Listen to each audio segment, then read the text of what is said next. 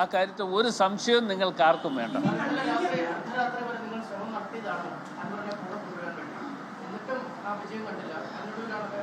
ഞങ്ങൾ അർദ്ധരാത്രിയിലൊന്നും പോയി ആരെയും കാണാനും എടുക്കാനൊന്നും പോയിട്ടില്ല. ഞങ്ങൾ അല്ല, ഇപ്പോൾ വ്യക്തിപരമായിട്ടുള്ള സൗഹൃദവും ബന്ധങ്ങളും ഒക്കെ പലർക്കും ഉണ്ടാകും. ഇപ്പം ഞാൻ തന്നെ ഇന്ന് എവിടെയൊക്കെ പോയി എന്ന് നിങ്ങളുടെ അടുത്ത് പറയാൻ പറ്റുമോ? നിങ്ങളുടെ അടുത്ത് പറയാൻ പറ്റില്ല. ഞാൻ തന്നെ പല ആളുകളെയും കാണാൻ പോയി. ഞാൻ കാണാൻ പോയത് സൗഹൃദ ബന്ധം പുലർത്തുവാനും അതേപോലെ തന്നെ UDF അനുകൂലമായിട്ടുള്ള ഒരു ചിത്രം ഉണ്ടാക്കണം എന്നാവശ്യപ്പെടാനും പോയിരിക്കുന്നത്. ഞാൻ നിങ്ങളുടെ അടുത്ത് പറയാൻ പറ്റുമോ ഞാൻ ഇന്ന ആളെ കണ്ടു, ഞാൻ അവരെ കണ്ട് കാര്യങ്ങൾ പറഞ്ഞു എന്ന് പറയാൻ പറ്റുമോ? അത് വ്യക്തിപരമായിട്ടുള്ള ബന്ധങ്ങൾ ഓരോരുത്തർക്കും ഉണ്ടാകും. ആ വ്യക്തിപരമായിട്ടുള്ള ബന്ധങ്ങളുടെ അടിസ്ഥാനത്തിൽ പല ആളുകളും എവിടെയെങ്കിലും പോയി കാണും.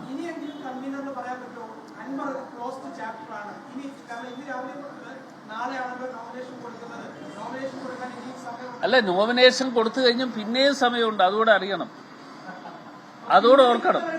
അതെ, പിന്നെ ഈ നോമിനേഷൻ കൊടുത്തു കഴിഞ്ഞാൽ ആ നോമിനേഷൻ പിൻവലിക്കുന്നതിനുള്ള സമയം കൂടിയുണ്ട്.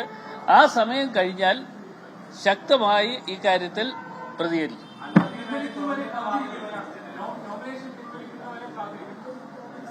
നോമിനേഷൻ പിൻവലിക്കുന്നവരെ കാത്തിരിക്കുമെന്ന് നിങ്ങൾ ഈ ചാനലിലൂടെ ഒന്നും പത്തോരം പറയണ്ട. ഞങ്ങൾ ഞങ്ങളുടെ അഭിപ്രായങ്ങൾ പറയുകയാണ്. ഞങ്ങളുടെ സ്ഥാനാർത്ഥി എന്നുള്ള നിലയിൽ ശ്രീ ആര്യാടൻ ഷൗക്കത്ത് വലിയ ഭൂരിപക്ഷത്തോടുകൂടി വിജയിക്കും. നിങ്ങൾക്ക് ആർക്കും ഒരു സംശയം വേണ്ട. നിങ്ങൾ അതിനുവേണ്ടിയുള്ള കാര്യങ്ങളൊക്കെ ചെയ്യും.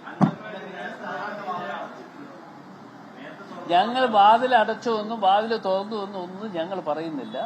എന്തായാലും ഞാൻ പറഞ്ഞല്ലോ, ഇപ്പൊ നോമിനേഷൻ കൊടുക്കാനുള്ള ലാസ്റ്റ് ഡേറ്റ് 2-ാം തീയതിയാണ്. 2-ാം തീയതി നോമിനേഷൻ കൊടുത്തു കഴിഞ്ഞാൽ അതിനുശേഷം പിൻവലിക്കാനുള്ള ലാസ്റ്റ് ഡേറ്റും ഉണ്ട്. അതുകൂടെ കഴിഞ്ഞാലേ ആരൊക്കെ സ്ഥാനാർത്ഥികൾ ഇവിടെ ഉണ്ട് എന്നതിനെ കുറിച്ച് വ്യക്തമാകത്തുള്ളൂ. അതിനൊക്കെ ശേഷം പ്രതികരിക്കാം.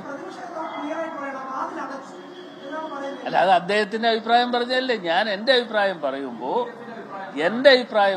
UDFന്റെ അഭിപ്രായം എന്നുള്ള നിലയിൽ പറയുന്ന ഒരു കാര്യമാണ് ഞാൻ ഇവിടെ നിങ്ങളുടെ മുമ്പിൽ പറയുന്നത്. എന്തായാലും ഒരു കാര്യം ഞാൻ പറയാം, നിങ്ങൾ എന്തൊക്കെ മാറ്റി മറിച്ച് എന്നോട് ചോദിച്ചാലും അല്ലല്ല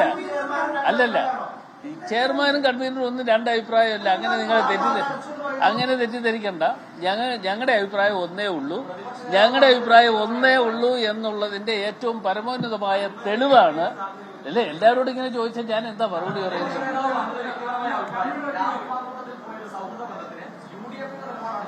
അത് തന്നെ, അത് ഞാൻ പറഞ്ഞല്ലോ. UDFന്റെ അന്തിമമായ അഭിപ്രായം പറയാനുള്ള സമയമായില്ല. ആ അഭിപ്രായം പറയാനുള്ള സമയമാകുമ്പോൾ ഞാൻ പറയും.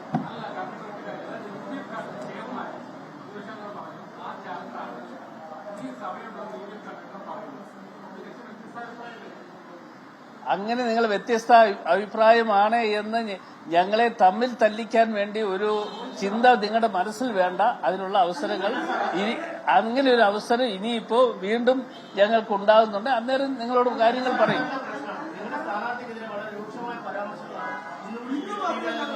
അത് ഞാൻ ഒരു കാര്യം പറയട്ടെ. സ്ഥാനാർത്ഥിക്കെതിരെ പറഞ്ഞ രൂക്ഷമായ വിമർശനങ്ങൾ അത് സ്ഥാനാർത്ഥി ആയി അയാള് നോമിനേഷൻ കൊടുത്തതിന് ശേഷം അയാൾക്ക് പറയാൻ പറ്റുന്നതല്ല. നോമിനേഷൻ കൊടുത്തതിന് ശേഷം അല്ലെങ്കിൽ അയാൾ മത്സരിക്കുന്ന ഒരു സ്ഥാനാർത്ഥിയാണ് എങ്കിൽ ആ സ്ഥാനാർത്ഥി എന്നുള്ള നിലയിൽ അതിന് ചില നിബന്ധനകൾ അല്ലെങ്കിൽ വ്യവസ്ഥകളുടെ അടിസ്ഥാനത്തിൽ പ്രവർത്തിക്കേണ്ട ആളാണ്. ഞാൻ മനസ്സിലാക്കിയിട്ടുള്ളത് അങ്ങനെയാണ്. ജനാധിപത്യ വ്യവസ്ഥയിൽ അതൊരു പ്രത്യേകതയുണ്ട്. അല്ലാതെ ഒരാളിനെ മോശക്കാരനായി ചിത്രീകരിക്കാൻ ഒരുപക്ഷെ നിങ്ങളെക്കുറിച്ച് എനിക്ക് പറയാം. ഞാൻ തെറ്റിദ്ധരിക്കരുത്, ഞാനിത് പറയുമ്പോൾ നിങ്ങൾ തെറ്റിദ്ധരിക്കരുത്. നിങ്ങളെക്കുറിച്ച് എനിക്ക് പറയാം, അല്ലെ വേറൊരാളിനെ കുറിച്ച് വ്യക്തിപരമായി ഇന്നൊക്കെ കാര്യങ്ങളാണ് എന്ന് പറയാം. അതേപോലെ തന്നെ ഒരു സ്ഥാനാർത്ഥിയായതിനു ശേഷം മറ്റൊരു സ്ഥാനാർത്ഥിയെക്കുറിച്ച് അങ്ങനെ അഭിപ്രായം പറയാൻ പാടില്ല എന്ന് തെരഞ്ഞെടുപ്പ് കമ്മീഷന്റെ നിബന്ധനയുണ്ട്. അതേ ഞാൻ പറഞ്ഞത്. ആ അവസരം ഇപ്പോ കാലേ കൂട്ടി ഉപയോഗിച്ചുകൊണ്ട് വർത്തമാനം പറയുന്നു അത്ര.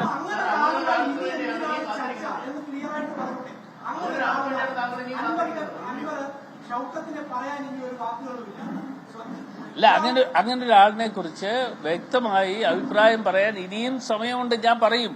അത് പറഞ്ഞല്ലോ. ഇനി ഒന്നുകൂടെ അവസരം